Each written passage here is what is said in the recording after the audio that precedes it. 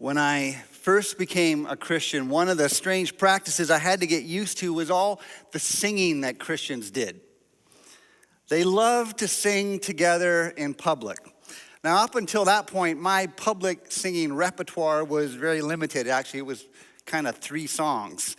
There was na na na na, hey, hey, hey, goodbye, every time the Maple Leafs lost. There was, of course, I publicly sang the glorious final chorus to Hey Jude, which was, of course, was more nanas and hays.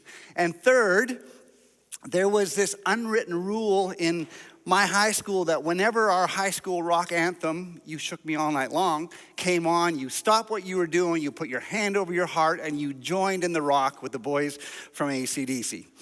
But that was about my extent of public singing. So I was out of my element when I first came to church to discover that everybody sang together a lot, all kinds of songs. Never one of my 3, which was disappointing. I mean, they didn't even sing one of them on Easter morning. You know, when Jesus comes out of the tomb and Satan and the forces of hell are defeated, I kept eagerly looking around the congregation, waiting for somebody to break into na na na na, hey, hey, hey, goodbye. I mean, if ever there was a moment to raise your voice in glorious nanas, that was the moment. But my church politely ignored my efforts to get it started, and the choir just drowned me out during the service. Actually, that didn't happen. But what did happen was my church sang all the time. They sang happy, clappy songs. They sang serious songs from books that told me to raise my Ebenezer, that my God is a mighty fortress, a bulwark never ending. I had no idea what any of that meant, but I sang it out loud. They even sang songs where the ladies would start, and then 5 seconds later, the men would join in this other part, and then right on cue, 5 seconds after that, the kids would join in this melodic, mysterious, round, sonic thing that was going on. It felt like a musical game of Twister trying to get it all right, and I even sang that. I liked it. But back then, I thought that music, that singing in church was kind of the warm-up part of the church service. You know, to help us spiritually stretch out our muscles so when the pastor drops a big, heavy word like propitiation, we don't pull anything. That and singing, to me, was the participatory part, to wake us up, to give us a fighting chance of getting through the pastor's sermon without nodding off. That was the point of singing, or so I thought. But then occasionally something would happen. Something would happen to me while I was singing, something that I didn't really understand, and I didn't have a language to describe other than to say it was akin to that cartoon scene when the Who's in Whoville are singing and the Grinch's heart starts to grow and swell. I occasionally found that singing made me feel different. It was like more love for Jesus was coming into my heart through the song. Or a new depth of thankfulness was taking root in me, or perhaps there was an even stronger resolve to follow Jesus. Though none go with me, still I will follow. But those times, they were kind of rare. They were definitely mystical and strange. And so for me, mostly, singing was a service filler to get us to the main event, the sermon. So you can imagine my surprise when I first read the Psalms to see that God orders his people to sing a lot. Singing together, out loud. He commands it. Like, take a look. Oh, sing to the Lord a new song. Sing to the Lord all the earth. Sing to the Lord, bless his name. Tell of his salvation day to day. Sing praises to God. Sing praises. Sing praises to our King. Sing praises. 3 verses. 7 times we are commanded to sing. So why is God so jacked up on singing? I mean, I can see commanding us not to mess around with our neighbor's wife or Don't take anything or steal anything off the shelf in the grocery stores. I can see why that would be important to God, but why singing? I mean, singing, it's such a simple thing, and if we're honest, it's pretty insignificant most of the time. Why is it so important to God that he feels the need to command us to do it? Well, the answer can't be that praise is important to God. The answer has to be bigger than that, because notice he doesn't say, preach my praise, or think my praise, or even speak my praise. He commands us to sing my praise.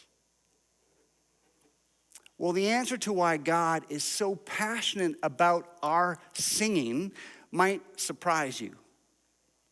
And it actually might just transform you.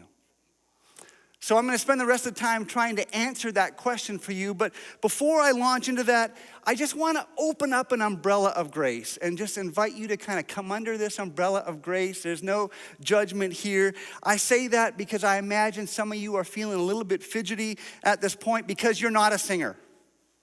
And I know that because way back when we used to gather and I led worship Sunday after Sunday, I saw some of you. And you would stand there stoic, silent type, jaw locked during worship. Right? You're thinking to yourself, I haven't sang since my best friend's 11th birthday party. That was the last time that you sang. It's okay. I want to invite you under the umbrella of grace. Others of you in church, you might occasionally hum along to the music, but you tell yourself, I'm not really the singing type. I'm more the listen to Nina and Sammy sing type. That's what type of worshiper I am. I get that. That's a common sentiment. It's becoming even more common in churches these days because truth is, and you know it, that we live in a spectator entertainment culture. In fact, the biggest recreational pastime for Canadians by far is sitting on the couch with our feet up, being entertained by the TV screen. Maybe it's sports that you like to watch. You like to watch athletes work up a sweat. You criticize the sieve of a goalie all the while you balance that bowl of nachos on your protruding belly, right? Because we are a nation of entertained spectators. We are conditioned to watch, all of us. And this has absolutely impacted our view of church. 50 years ago, A.W. Tozer said, the church that doesn't worship must be entertained. See, there's this shift that's been happening in church from coming to worship to coming to watch. And spiritual spectating, which we are good at, is actually the exact opposite of worship. And by the way, I get the ridiculous irony of me saying this to you while you were sitting on your couch staring at a screen of no fault of your own. I get that. COVID has required us to kick that can even further down the road of church as entertainment. And so for the last 12 months, worship has been a challenge and spectating has been easy.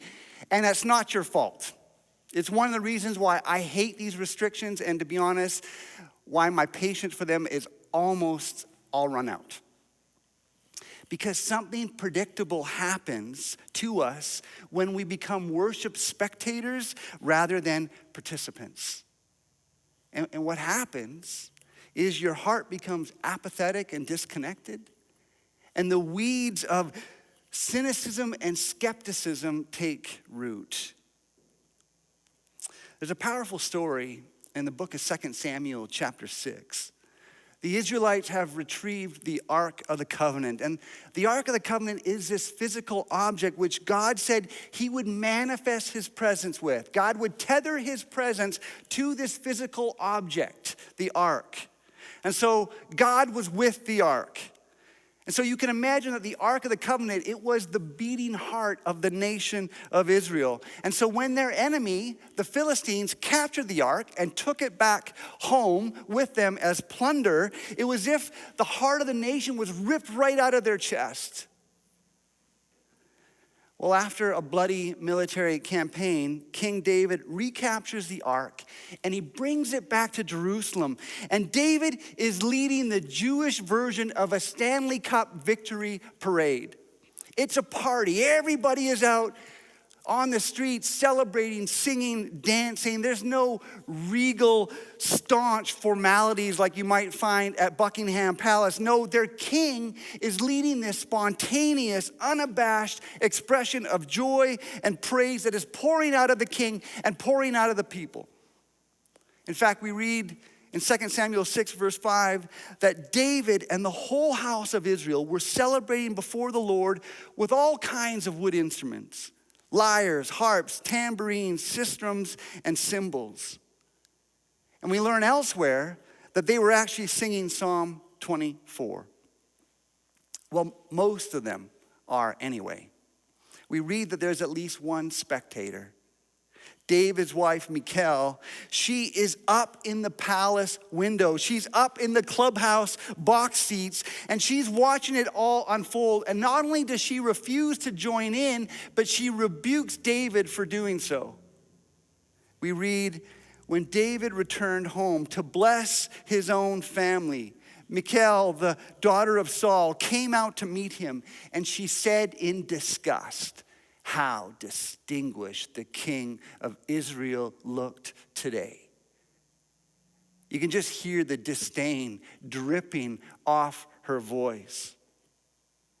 None of the joy, none of the gratitude and the praise that is pouring out of the mouths and into the hearts of the worshipers have touched her.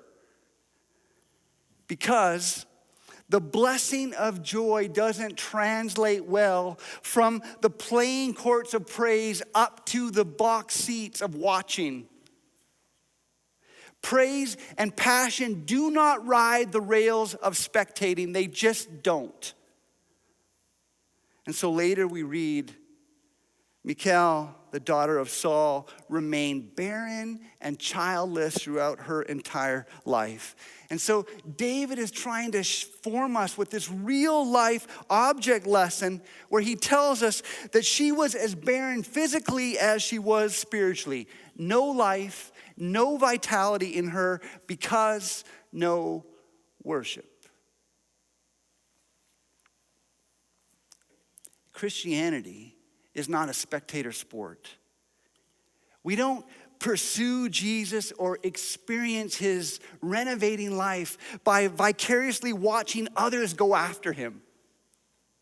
We don't develop a deep ferocity for the things of God or a magnetic life that is charged with sincere love for Jesus by sitting up in the window or in front of the TV spectating our spiritual life away. We just don't. We worship our way to a renovated, sanctified, vibrant life. In fact, David didn't worship because he was a man after God's own heart. He became a man after God's own heart because he worshiped. Worship shaped his desires and formed his passions for the Lord. That is what worship does in us. And so the Lord commands us to sing. The Lord loves singing because he loves us and who it makes us to become. You see, like in David, worship, singing has this unique ability to ignite our heart's affections for God, allowing us to harness the energy that worship creates in us and channel that power to bring a renovation that is much bigger than a worship experience or a worship event. You see, God commands us to sing because as our Creator, he knows that we human beings, our lives are shaped by our passions and our emotions and our affections. Now, in our culture, we don't think that's how it works. We think the most important thing about us in our culture is our minds and our intellect. We just need to know the right thing to be transformed. That's why every time there's a crisis in our society, what is our reflex to try to solve the problem? We need more education. right? Teen pregnancy on the rise. We need more sex ed. Racism is showing its ugly head. We need more sensitivity training.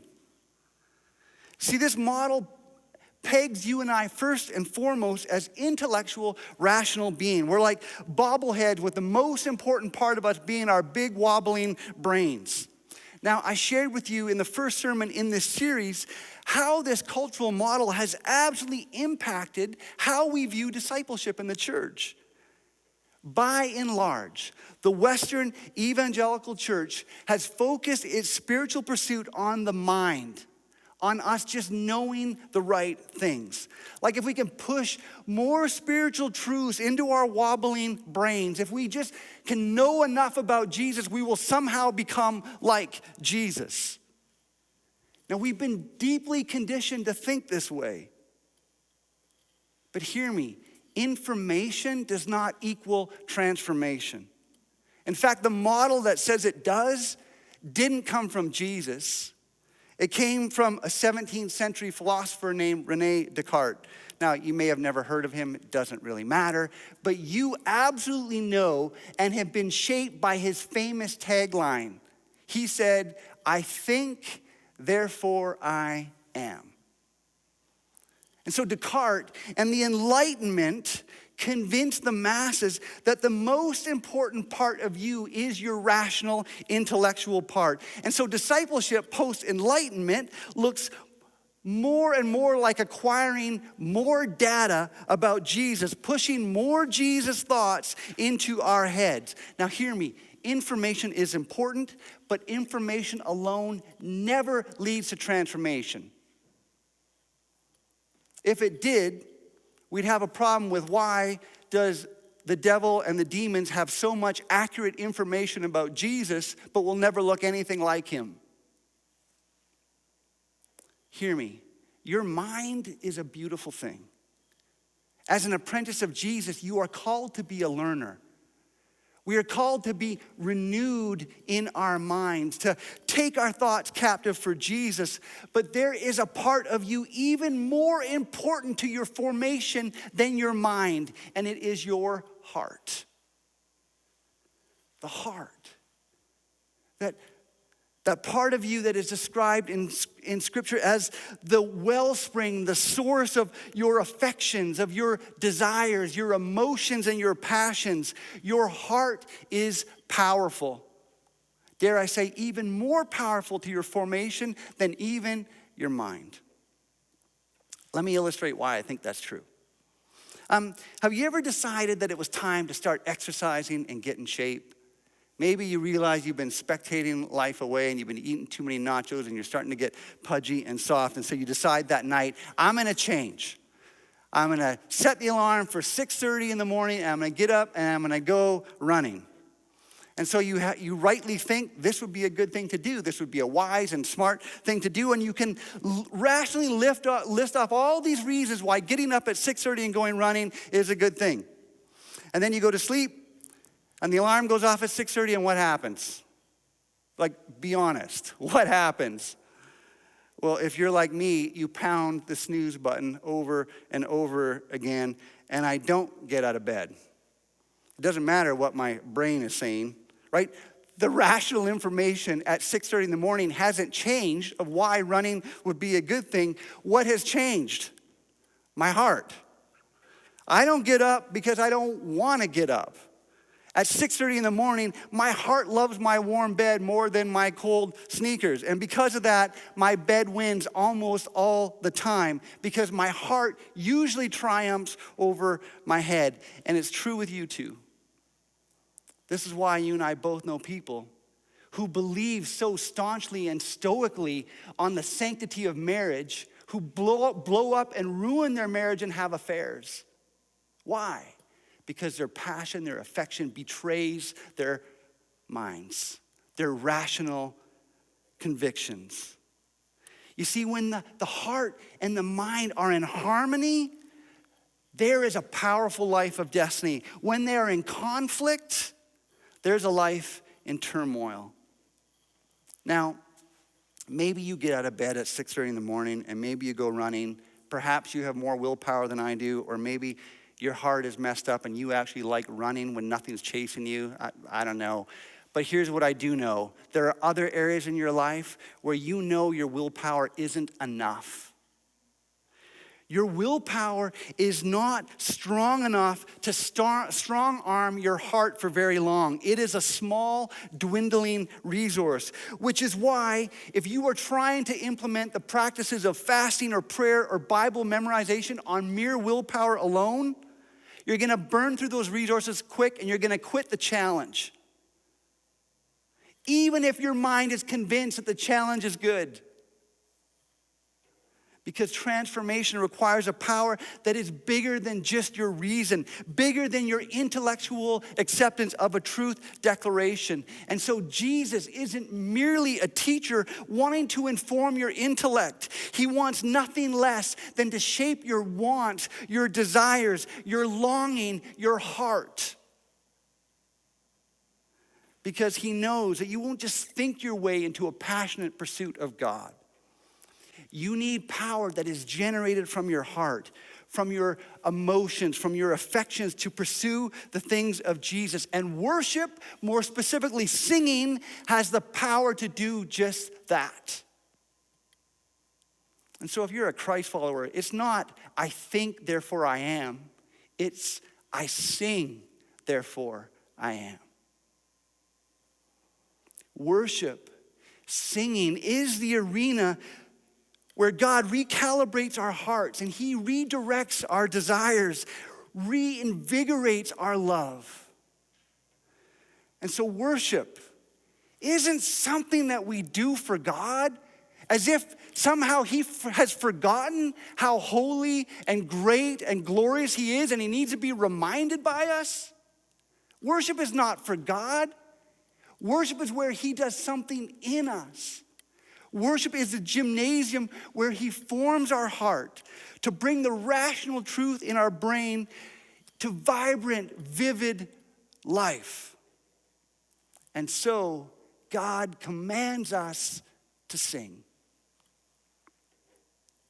Over the last 50 years, psychologists are catching on with what God has known all along, that music, melody, song, can have a profound impact on us.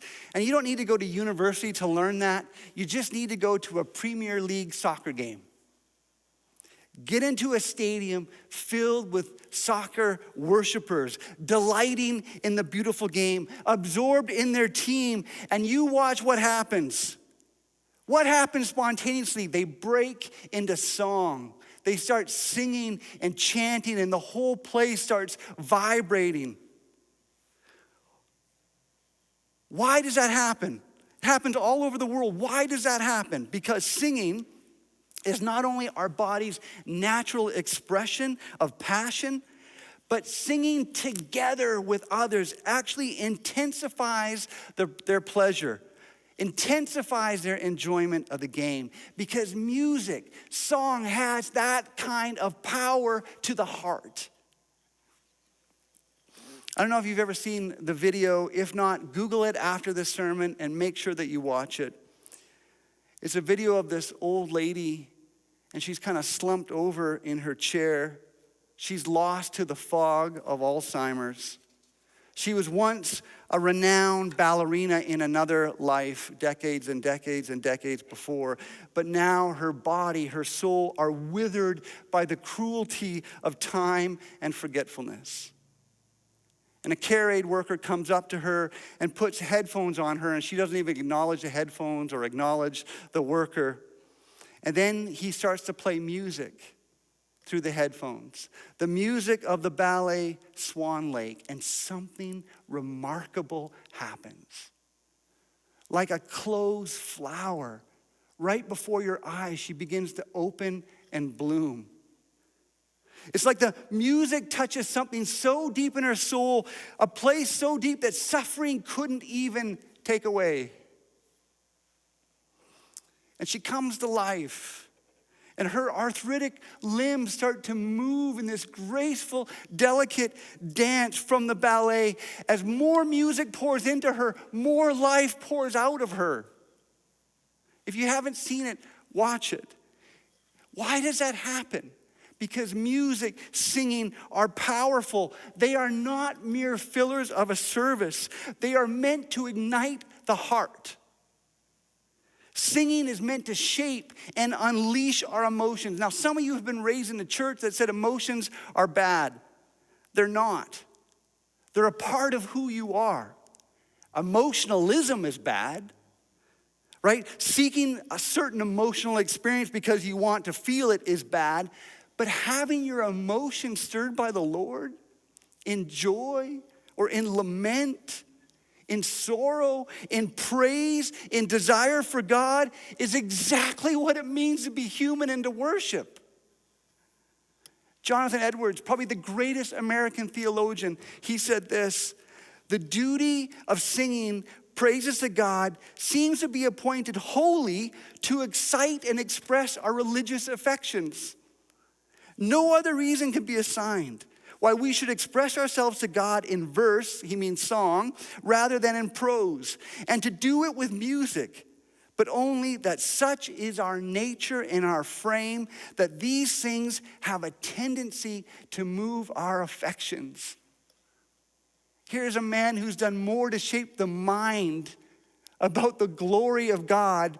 And what he is saying, in effect, is that God wants you to feel, wants you to experience, want to have your desires and passions ignited by him, so he commands you to sing.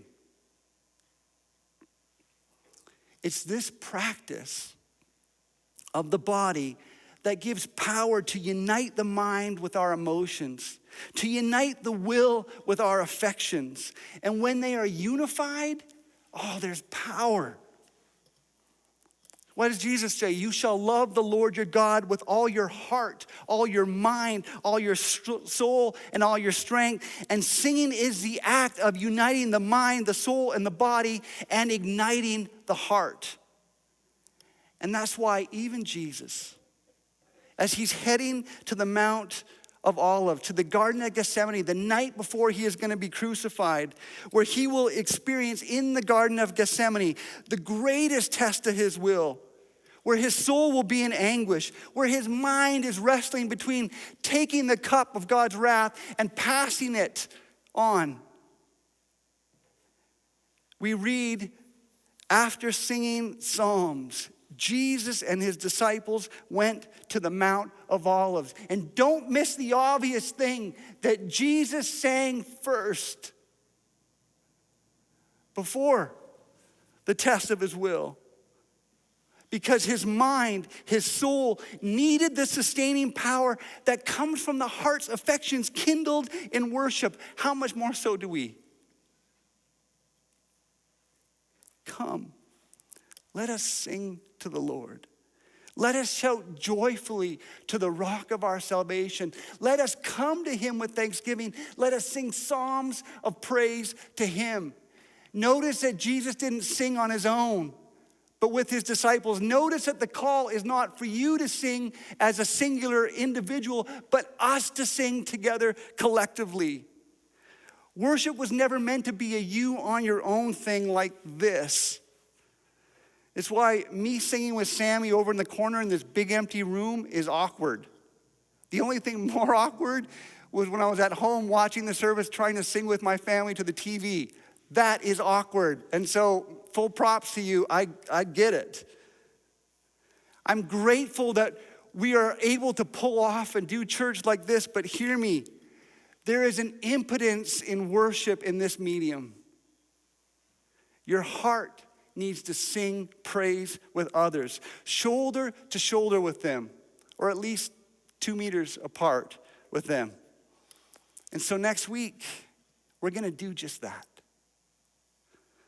So I'm inviting you off your couch, out of your house, to come join us on the lawn where we will raise our voices together in unity and praise of the one who is dead, who is now alive forever. And so I implore you to come and to sing. And hear me, it doesn't matter if you can barely carry a tune with a pair of vice grips. Your heart needs you to sing. Look, I'm not a good singer. All of you who've been subjected to my worship leading and my voice cracks, you know that I'm not a good singer. I don't need to be a good singer. I just need to sing. Friends, on that day, when your death gives way to eternal life, and Jesus, the ones that you have gazed upon by faith dimly, you now see in vivid living color. I promise you, you won't be spectating. You won't be standing there lockjaw stoic watching Chris Tomlin lead us in worship. You won't be listening to Isaac Watts or watching John Wesley lead you in worship. In that moment, when you are most alive, most human, most like Jesus, you will sing. You'll join your voice with a throng from every tribe and tongue, and you'll sing out, "Worthy is the Lamb who was slaughtered to receive glory and honor and praise. For salvation is from the Lamb who sits on the throne." Hear me, church. When your heart, your mind, your soul, and your resurrected body are in perfect harmony, you will sing. That's our future. That's your destiny. And so until then, God gives us a foretaste, bringing the hope of tomorrow right up close to your here and now. And so the God who loves you enough to die for you also loves you enough to command you to sing. Shout with joy to the Lord, all the earth. Worship the Lord with gladness. Come before him singing with joy, acknowledging that the Lord is God. He made us. We are his. We are the sheep of his pasture. Enter his gates with thanksgiving. Go into his courts with praise. Give thanks to him and praise his name. For the Lord is good. His unfailing love continues forever, and his faithfulness continues to each generation. I'm going to go over in this corner in this big empty room, and I'm going to sing my hearts out. And I can't wait to sing in person with you next week. I hope you're there.